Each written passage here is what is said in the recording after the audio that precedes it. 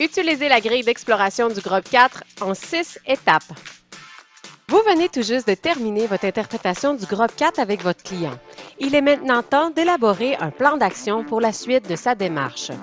Le groupe 4 propose à la page 14 de son rapport personnalisé une grille d'exploration.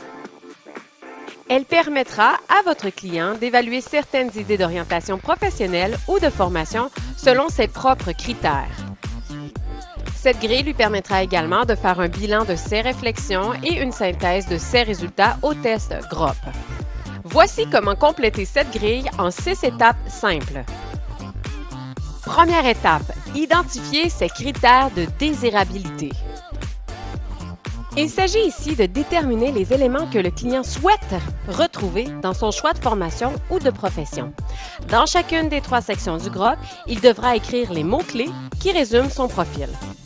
Par exemple, à la suite de ces rencontres et des discussions entretenues avec sa conseillère d'orientation, Madame Joyeuse réalise vouloir retrouver des intérêts de type artistique et réaliste dans sa future formation.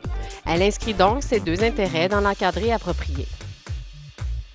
Concernant les traits de personnalité qui la caractérisent le mieux, elle inscrit l'imaginatif et le leader. Pour la 3e section, Madame Joyeuse écrit la valeur de création comme valeur qu'elle souhaite mettre à contribution dans son projet d'orientation.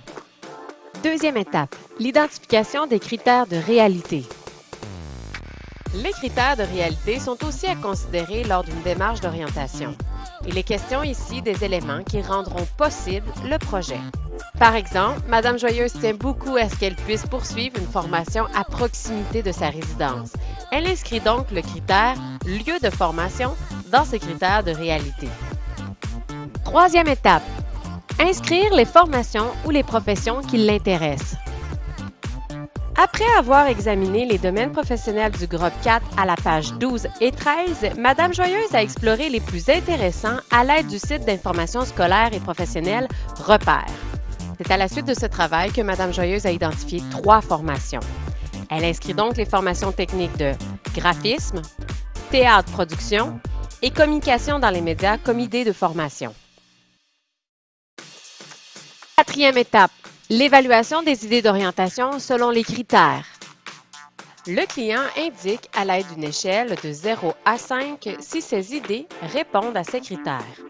Un pointage de 0 est attribué lorsque l'idée ne répond pas du tout aux critères, alors qu'un pointage de 5 l'est lorsque l'idée y répond parfaitement.